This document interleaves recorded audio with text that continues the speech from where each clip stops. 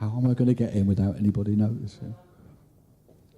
Okay, we're good. We're live. Welcome back. Thank you very much.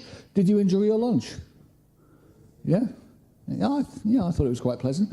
Wonderful, wonderful facilities. Great venue. Nice food. It's a pleasure, honour and a privilege to be here. And I genuinely mean that.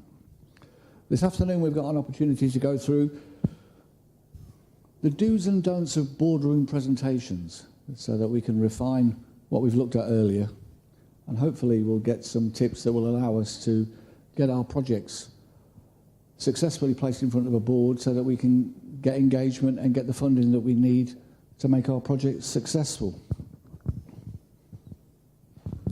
So let's have a little look. So, as I said to you before, board meetings have very long agendas. Who was the one who'd been at an 8-hour, 9-hour, whatever? Do you remember? There was a few of us here this morning. This row here. In fact, they've gone back to a board meeting. This entire row is at a board meeting. 8-hour board meetings, 20 topics, but your topic, although it's essential to you, might not be relevant or the burning desire and ambition of everyone else. And it's always important to bear that in mind, because we like to believe that our thing is the most important thing, but the reality is that in the perspective of others, perhaps that's not the case. Do your homework. Probably one of the most important things. Who's on the board? What's their background? What's their background? This is really important. Do they understand what LAMP is? Yeah? Somebody might have done a module at university. They might have done business and IT or something, and then at least you've got some idea about what you're presenting to.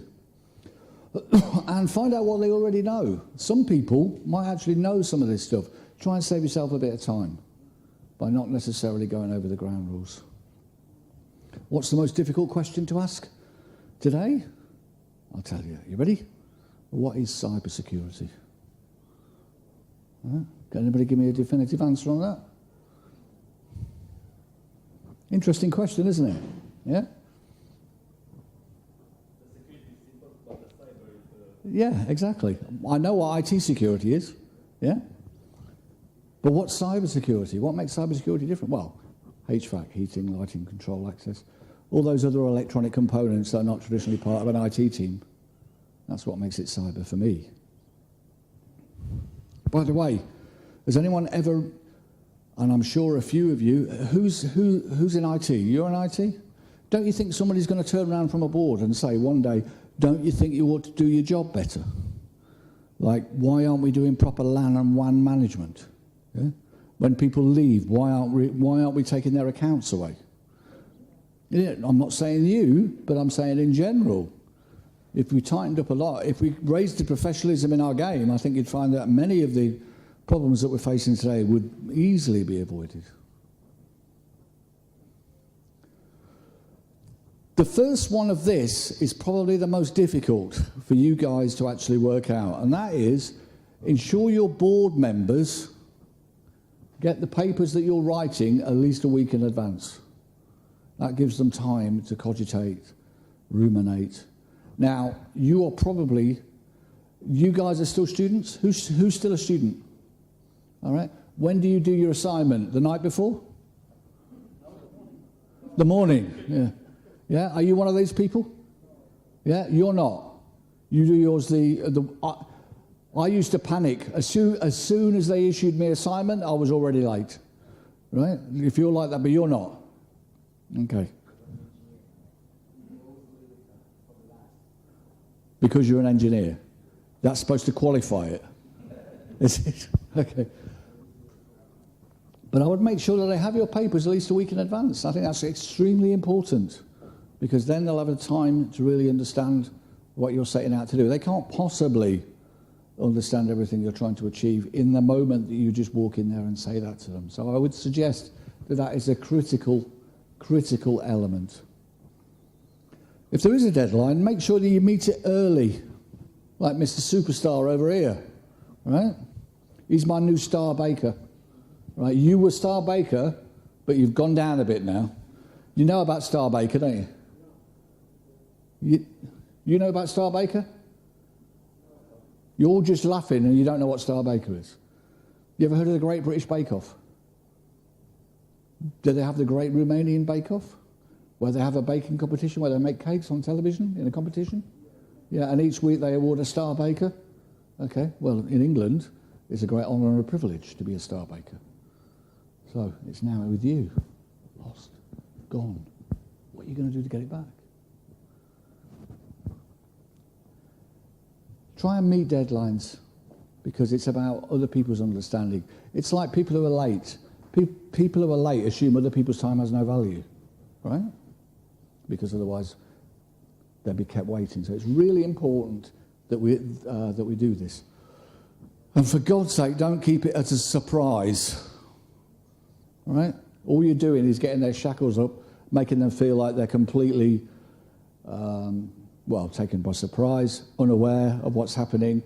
And what do you say if you don't know what to say? No, of course you do. You say no, yeah? Because it's the safest option, isn't it? Doesn't matter what it is, you can't go wrong if you say no.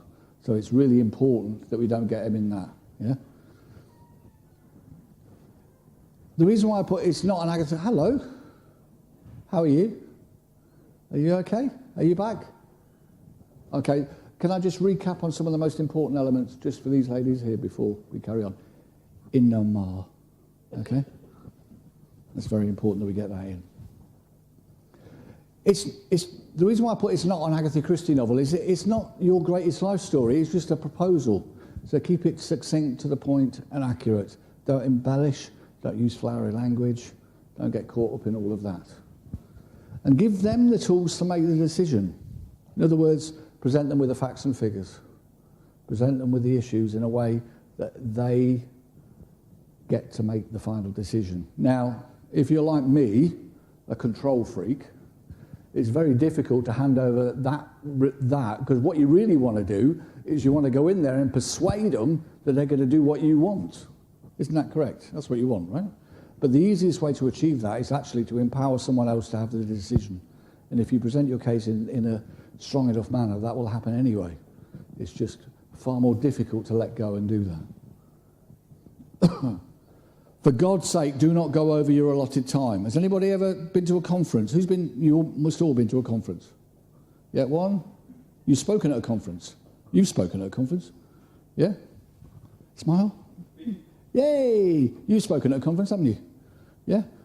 You had to. Did you present your papers? Yeah? When you're doing your PhD? Can't shut him up. He's been at loads. What about you? Have you ever spoken at a conference? Okay. That was the question. It was in physics. Thank you. And how was the physics presentation?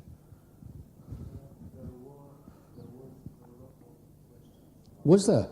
That's a good thing. If you get questions at the end, it means you've done something. You've either upset them, right, or you've done something good. But any form of reaction is good. It's when they all refuse to make eye contact and leave. That's when you've got to panic. But don't go over your allotted time. How many people have been in presentations where they say it's 10 minutes and you're going, it's 12 minutes? And you just stop listening to the person, don't you? Truth? Yeah? Because all you're doing is sitting there going, it's 12 minutes. Should be the next person. If you're British, it's actually against the law and you get killed. It's taken out of the street, publicly flogged to break the time. Right? I may be slightly exaggerating, but the reality is that you really shouldn't go over your allotted time. But if you are engaging enough, the chairman will say, okay, well, perhaps you should have a bit more time, if you haven't quite got to where you are. But you do practice. Who practices their presentational skills? Say all of you. 1, well done. 2, well done. You see the bright stars of the future? All right? Do you practice your presentational skills? Have you ever? Ever? No? You read about it. So you do some research. What about you? You look like a famous English footballer called Ryan Giggs. Has anyone ever told you that? Okay. Practice your presentation skills? Okay. It's hard, isn't it? I have to do it on anybody. If I say anyone practice, but I'll go and say, what about you? Yeah. But I'm not going to put my hand up and agree to it earlier, because that would have made it easier, wouldn't it? Right? You practice, right? Yes. It's okay, that's it. I'm not going to ask any more. It's going to be that here. You think you believe you're good at presenting, don't you? Yeah? And you probably are, I don't know. You just got that look. Yeah? Don't forget to leave plenty of time for questions. People like to, if they ask questions, if you come along and say Schrodinger's cat was there, then they're going to ask lots of questions about that. Right? That's my physics joke for the day. Don't ask me any more. All right? I know we had a cat and it might be there. That's as far as it goes. So, again, ask the board how they would like the information presented. Now that takes confidence, because that means that you are in a position to be able to understand how these people, to understand your subject to the point that you're capable of doing that. And that takes practice to be able to do that. So they might just want the high points. They could say, well, you could start off by saying, have you read the papers that I presented to you? The ones that you sent in a week before. Yeah? Which they may or may not have read. The reality is, they're all probably sitting there with their iPads, because that's cool to have an iPad at a board meeting. And then as you're doing that, they're reading it, going, oh, right. Yeah. That's probably the reality of what's happening. If you do that, of course, then if they have read the papers in advance, that gives them more opportunity then to be able to look at it and say, this is what we need to do, and so on.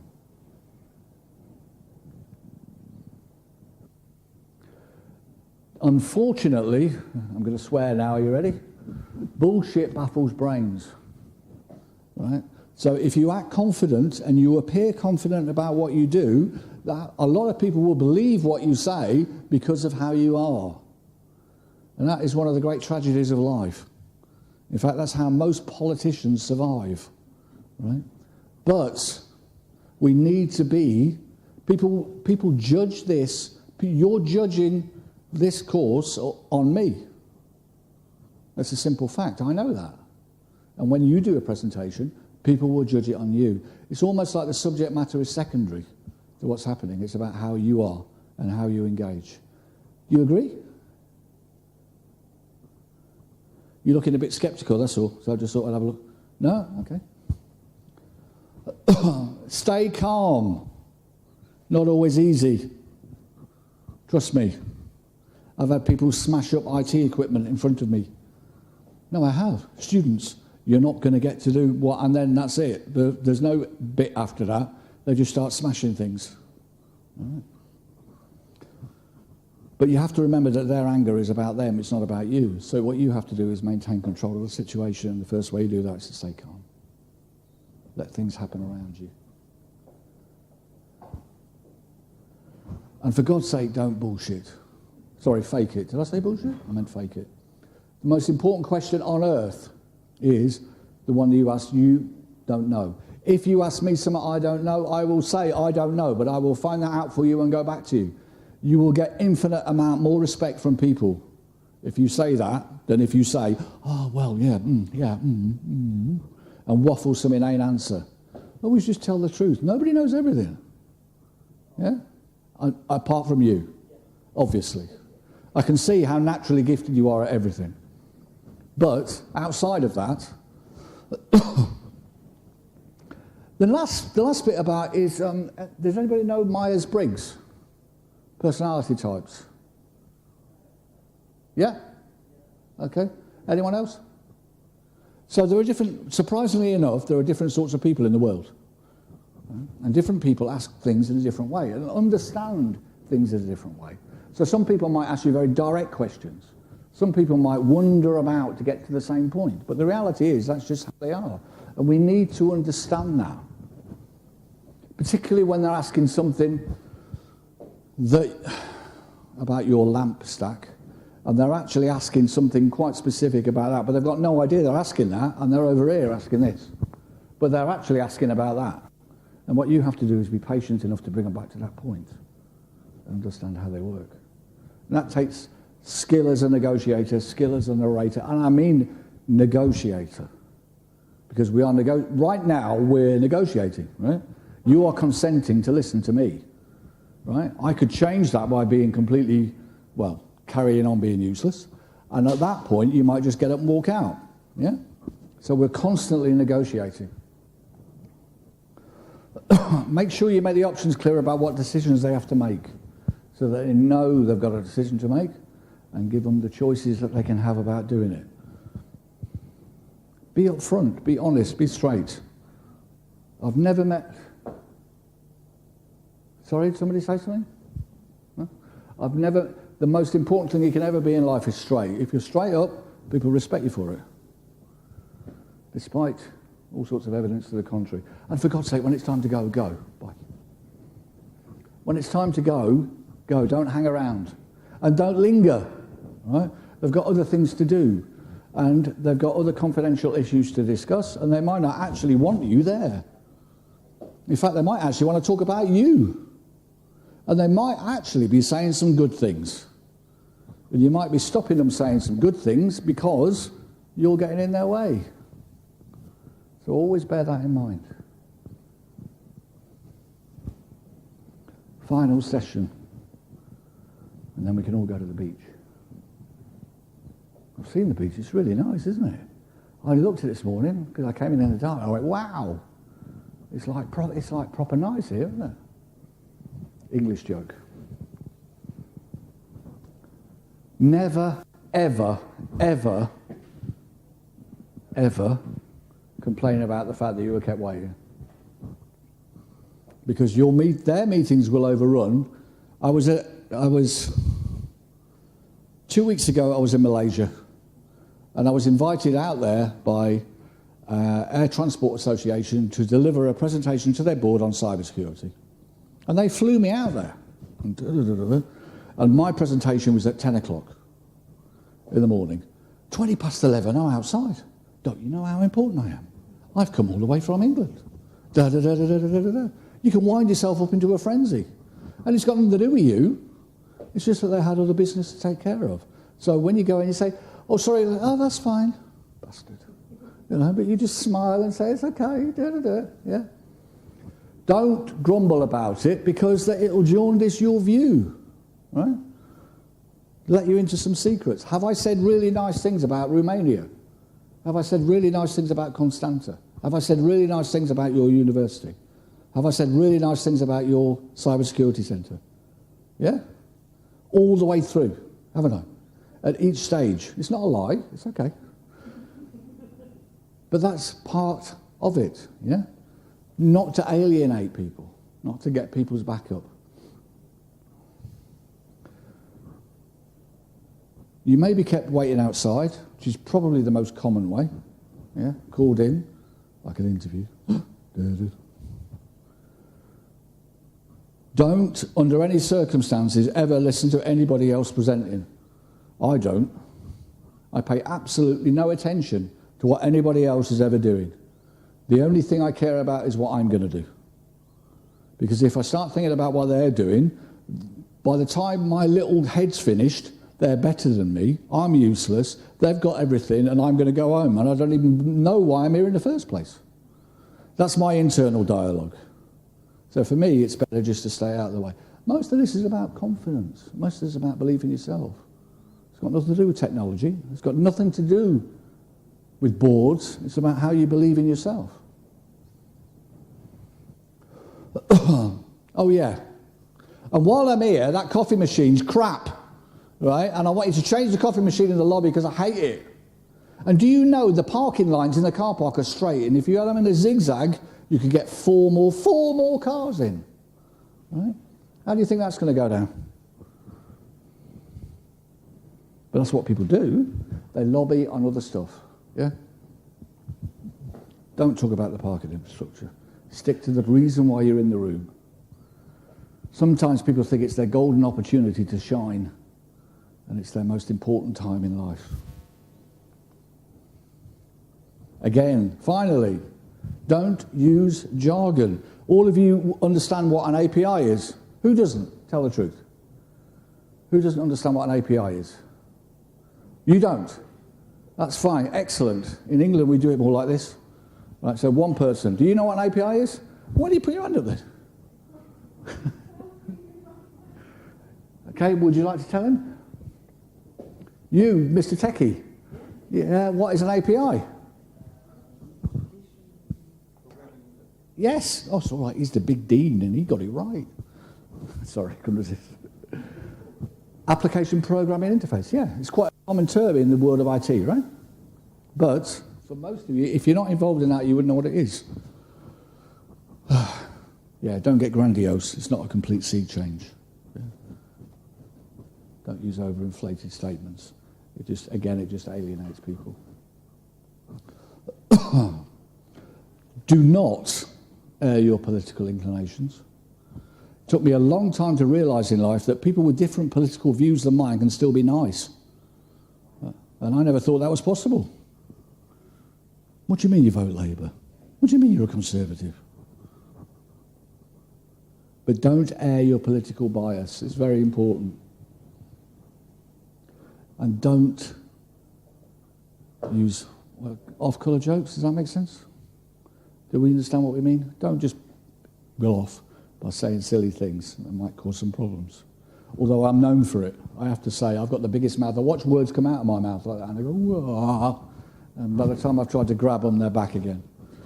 But I'm afraid that's my Achilles heel. People actually do give out presents in board meetings. Hand it out. I could come and say, ladies, would you like a nice flower because you've been at the board meeting? Yeah, for all the nice lady board members. Imagine how that goes down. You can give examples, you can give demonstrations. Some of the videos that I showed at the beginning of our presentation were about examples of how you can go to extremes in management and technical speak. And that set an example that I think proved useful, that I couldn't have done ordinarily through slides. And I think at that point it's very valuable to do that. It's a memo, not a novel. Give them facts. Board members love facts, tangibles. We talked about this, traffic light protocols. Measuring things from one board to the next. If we do that, then we're in a position that they can understand what we're trying to do and how we're trying to do it. You might actually leave without the answer that you hope for, but you might actually get that later. Don't forget, you might be asking for some considerable sums of money or a shift in resources, and people just don't go, okay. You know, there might be implications of why they need to think about these things. And that's not necessarily a negative against you. It's just the way it is. And they may actually come back with a revised proposal. That's called compromise. We like compromise. Compromise is the way the world goes round. The further up the food chain you go, the more compromises you make. Is that true? Yeah? Guaranteed. Sit next to that person you hate. Yeah? Like him. Yeah. It's not quite Game of Thrones. Do you have Game of Thrones over here? Yeah, it's not quite Game of Thrones, but it can be. I'm afraid that's me finished. Do you have any questions? Questions means you've got to go home, right? Yes? That's okay, you don't have to be sorry.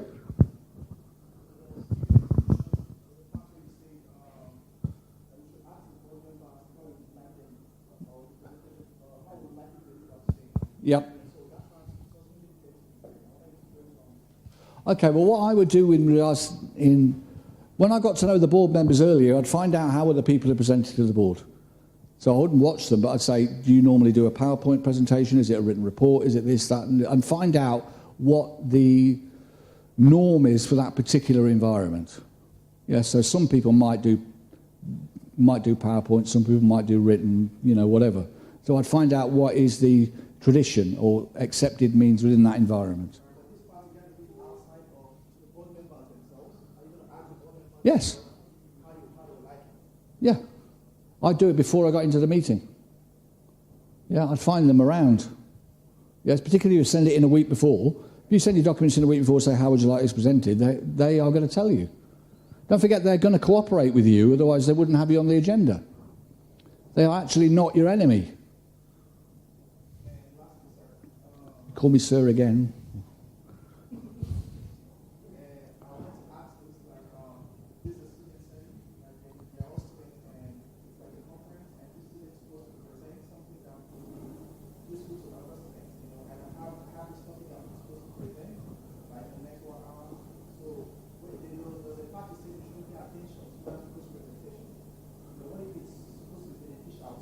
That's a different environment to the one we were talking about. What I was saying is you're in a pressured environment where you're about to go on and present, and you're looking around at someone else, and someone's really good, and you go, oh, she's really good, look at me, I'm useless.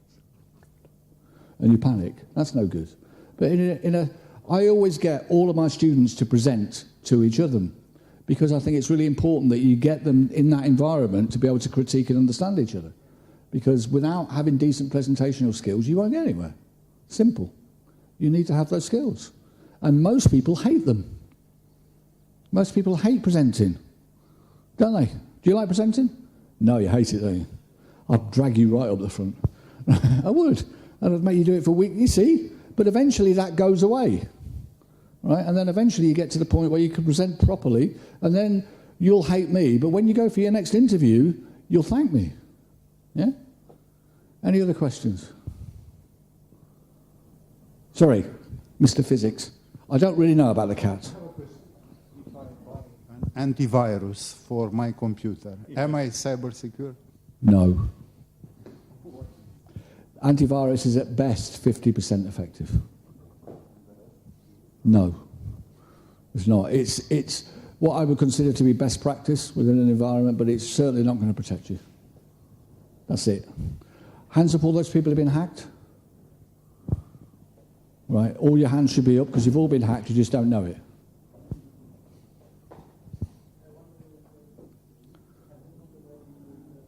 Oh, yes. Oh, no, he's off trying to raid my Facebook page for my dancing videos, I think. Don't forget, the only protection you'll ever have on the internet is you're not important enough. Because if anybody wants your information or wants to get at you, it's simply a matter of time and effort. And they will get it. Anyone's. You just come in at the end, we're finished. Yeah, I'm still with you. I'm still here. In Omar. In Omar. Any other questions? No? I think it was in the box. Yeah. I'll talk to you about, I've got some interesting concepts on that actually, I'll talk to you about that later. Yes?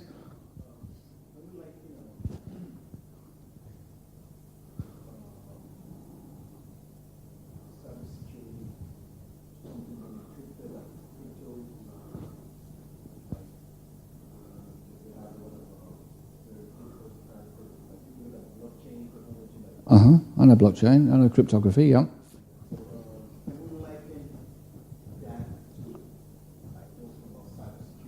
Cybersecurity is a subset of that. So you could say that you would use cryptography in cybersecurity. Blockchain could be considered a part of cyber because it uses cryptography, multiple levels of cryptography in multiple places. You could argue that it is very secure in its secure element. Security. Let's think about the security using two-factor authentication. What could be the gaps? What could be the vulnerabilities here from social engineering point of view? Who had the wonderful tour of the Maritime Centre? Who took advantage of it? No? There was a free laptop for anybody who went down there. Did you not go? No? What a shame. But if you did go, you'd realise that cutting this man's index finger off would be a way that you could gain access to the building, because that's part of the two-factor authentication, right? That he uses in there. So two-factor authentication, it's like all of these things. It's an arms race.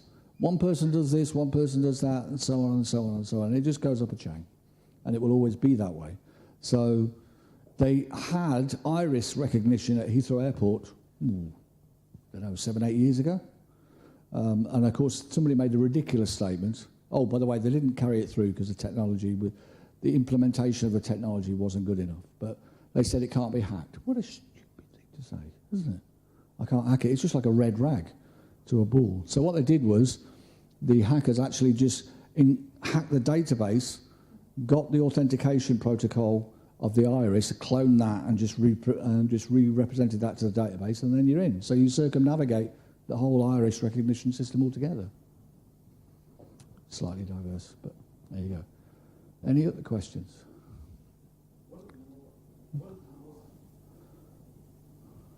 I don't know what that means, but it's good.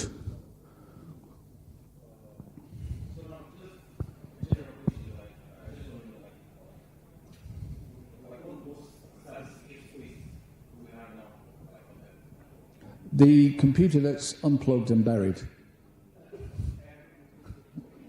with no connection and no electricity. What's the most cyber secure place on Earth? Well, I would say there are... You'd say Amazon. Okay, you'd say Amazon. I would say some military installations are still very good. But it's always about the degree of effort that you put into the protection that sits around it. Would I say that anything is hackable? Yes, completely. Don't forget, you heard of Stuxnet? You know what Stuxnet is? Stuxnet? No? You're familiar with Stuxnet? Okay, Stuxnet was devised by, allegedly, the Americans, the Israelis, and the British, believe it or not, over a period of took more than 5 years. It was the most sophisticated piece of malware ever developed on this planet. And its purpose was to identify unlicensed Siemens programmed logic controllers inside nuclear reactors, and as the dials say the centrifuges are slowing down, they're actually speeding up. And what it actually did was they spun out of control and it put the Iranian nuclear program back by about 18 months. Right? So it was launched, and they found out there was quite a few of them in Pakistan.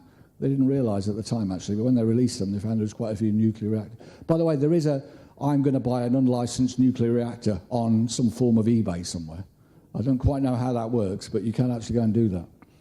But the most important element of all of that was that you would think those systems would be very secure. And the Iranian nuclear reactor was, in fact, air-gapped. Now, air-gapped means there's no physical connection between that network and any other. But the reality was it was brought in on a USB stick.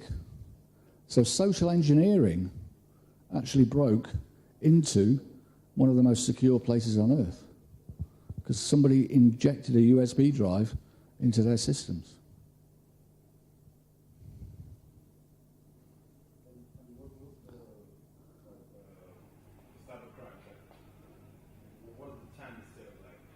The time you serve, very.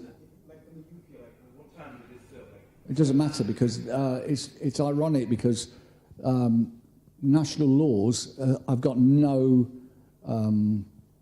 parity with cybercrime.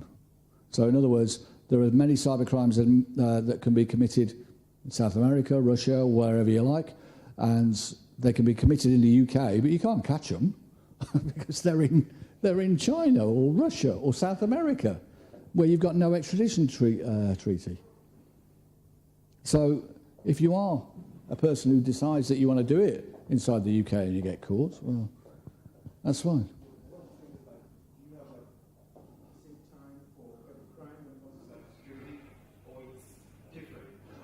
Okay, let me answer it this way. When governments don't know what to do and they see something of an issue, all they do is they give out really heavy sentences and they make it really punitive because that way they're trying to scare people off from doing things. That's currently the state of play. Yeah? So you'll get very big sentences, like the guys in... there's a few guys been extradited to the US on that basis. Yeah? So we can place the least directly people under the same section. As Saying big words, better. it's about best practice. All the NIST directive is about best practice in your environment to protect your critical national infrastructure. That's what NIST is. So does it actually protect? It improves. It improves. Nothing ever protects, but it improves. And would I like to have a place with a NIST directive and without? I would have it with. Any day of the week. What scares me is, why have we got a NIST directive? Why is it that we've got major nuclear power plants and major installations out there completely unprotected from cyber attack? That's the question we should be asking. Why is it that when the internet came around in the 90s, that it's taken us 20 years to realise that we can hack things remotely and bad people do it? Because cyber's the new buzzword, but it happened from day one. You know?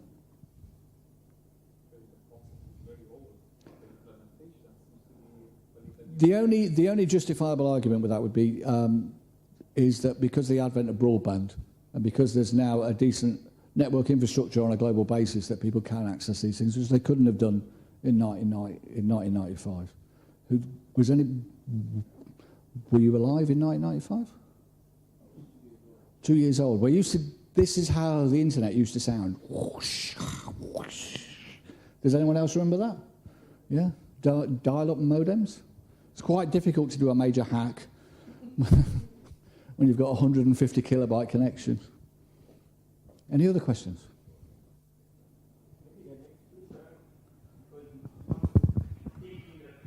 Yep. Normally, the quantum computers will be a solution from vulnerability against cyber. The what computers? Quantum computing. Right, yes, I've got a friend who's studying at Oxford who tells me that all answers to all known problems in the world are actually going to come from quantum computing. I wish I knew what it was. For me, all I know is that it can create computations in multiple universes and return the answer to us at the same time. Now, they say that if quantum computing shows its promise, then all the cryptography that we've got is gone. But then we'll just make more complex algorithms. You know? It's an arms race. It always has been. And it always will be.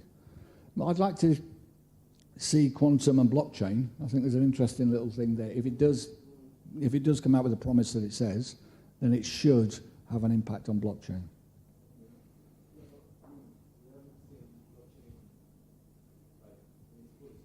No, we haven't. People believe it's the end of society as we know it. No, they genuinely do believe that blockchain proves and changes everything in the world, and we're going to live in this anarchic state of blockchain because we've got decentralization. And obviously banking systems don't like decentralization because they lose a locus of control. Yeah, so we'll see. I think blockchains can be useful in a lot of things. There's a lot of issues in the legal sector with regards to blockchain and how that can be applied there.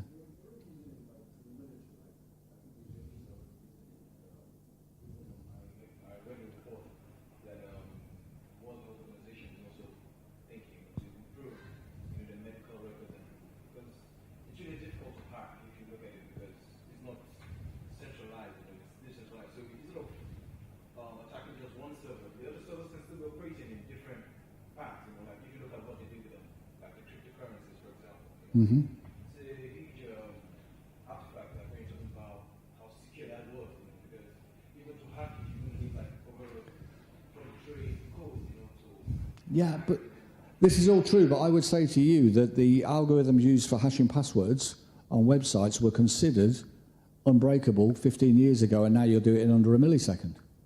True, right? All you techie guys? Yeah, yeah, exactly. MD5 was considered. Yeah, and now you can break it virtually instantly. In fact, you have to do thousands of iterations and key stretching and salting and all sorts of things just to make our passwords secure because the algorithm's so weak. So life moves on. I don't think we can ever be static in terms of what we're doing in technology. It will always be, in some form, an arms race. There is very few things that come along that change the paradigm completely and say, this is something completely innovative.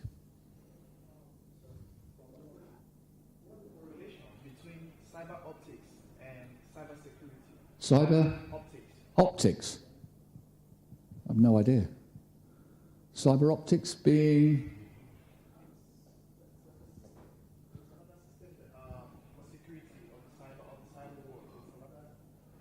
I don't know this term. Has anyone else heard of this term, cyber optics? Sorry, I genuinely don't know. Ah, biometrics data. Two-factor authentication we're back to, really.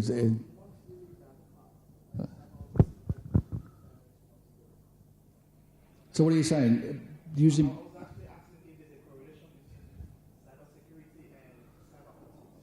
So using biometric authentication? Yes, there is a direct relationship because it's more complex to use biometrics and therefore makes things more challenging for people trying to abuse the system. Yeah? So it's much easier to guess someone's password than it is to clone their iris or their fingerprint or their gait or any of the other things you can use in biometrics. Yeah? Did you have a question?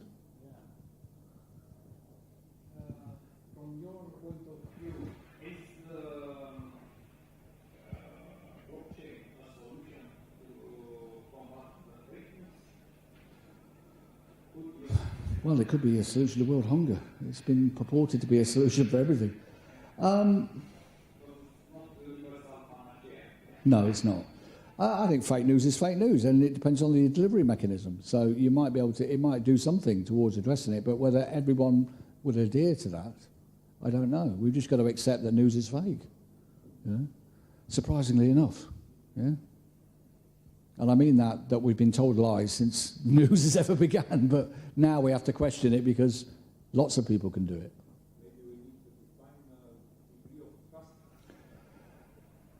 There's been a lot of work on the degree of trust, and it's...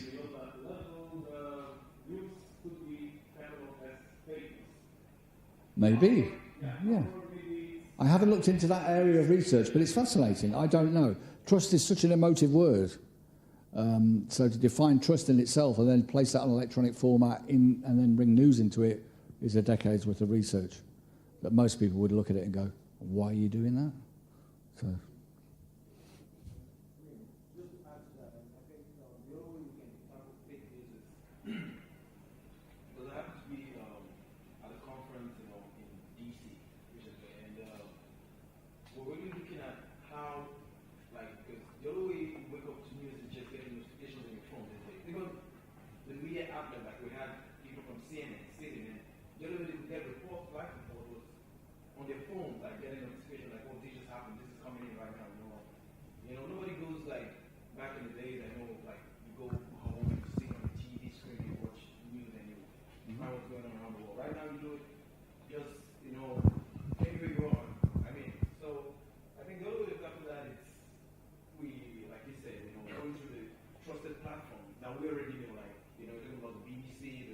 Yeah, you say that. I mean, have you heard of Google X-ray?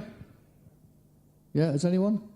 Right, so I can just screenshot BBC News, change the headline, post it on social media, and people will just look at BBC and go, and believe it.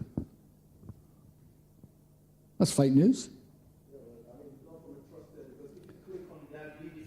Yeah, but that's about education. It's about people understanding that that's the case. Most people are going to go, watch the football results. My God, they look big. And, oh, look, there's a BBC News item.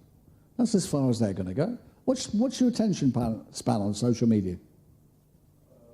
I don't know, milliseconds. Bored, da-da-da.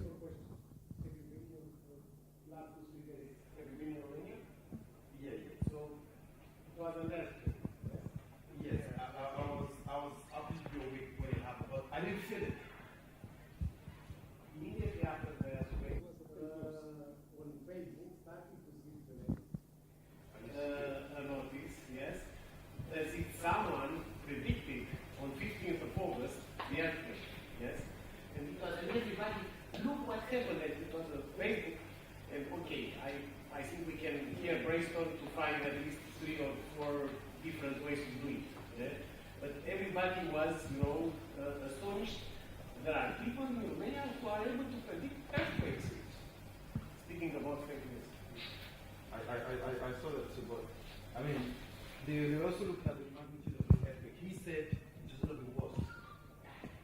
Yes, so it was fake news anyway. But let me explain to you how.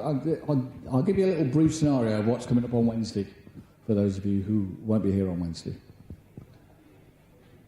I am going to send out 1 million emails. Okay, I'm going to send out 1 million emails. And 500,000 emails are going to say, stock X is going to rise. And 500,000 on the other half are going to say, stock X is going to fall. And whichever way they're going to go, next week, I'm going to say, I've got 500,000 emails, and I'm going to send them out and say, stock P is going to rise, and stock P is going to fall. And I'm going to do that for 6 weeks. And by the time I got to the 6 weeks, I've got about, and I don't know the numbers, 50,000 people. And I'm going to mail them all and say, for the past 6 weeks, I have correctly predicted the stock market. Give me your money. Let me invest it for you, as I'm so good at this, and you're all going to get rich. Fake news. and social engineering at its best. Yeah. That's the other way, like because a lot of people, like what Zeno was saying, this is the other way when you place the panel against what happened with Russia and the U.S. elections, and it's clearly like a lot of people, like you see ads on Facebook, like, they stop it now. I don't know if it's working in Romania right now, but in other parts like the U.S. and the rest of them, you don't see political inclination anymore. You don't see like people, have a report like, oh, we should support this person instead of going for this person, like political views, you don't have that anymore because it's like you have a lot of social media platforms, they use that ads in order to sway away, like, especially like, Well, Cambridge Analytica. Do you remember this? Do you know the case of Cambridge Analytica? Yeah.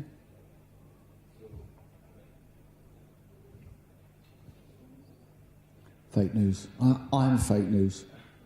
I got my PhD, as I told this young lady earlier, by myphd.com. Right. One final question. Yes, go ahead. Go ahead. All right. I don't know if you're familiar with Cyber fiber. current Is that something in your diet? Yeah, like it's a current installation in the houses now. Like instead of using the normal cable for internet facilities, Yes. they go through cyber fiber. Like It's fiber optic cable, I think is what you're saying, yeah. Yep. how secure is that compared to what we? If you get physical access to anything, it's game over. That's it. There is no argument, diversity, debates, whatever. If you can gain access to a cable, it can be hacked very simply. No, it's no more or less vulnerable. But if I can get physical access to a cable, I can hack it. I promise you.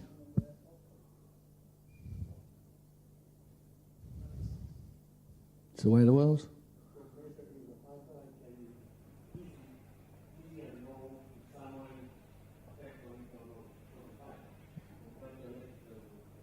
Well, you have to know how to do that, but yes. Yeah.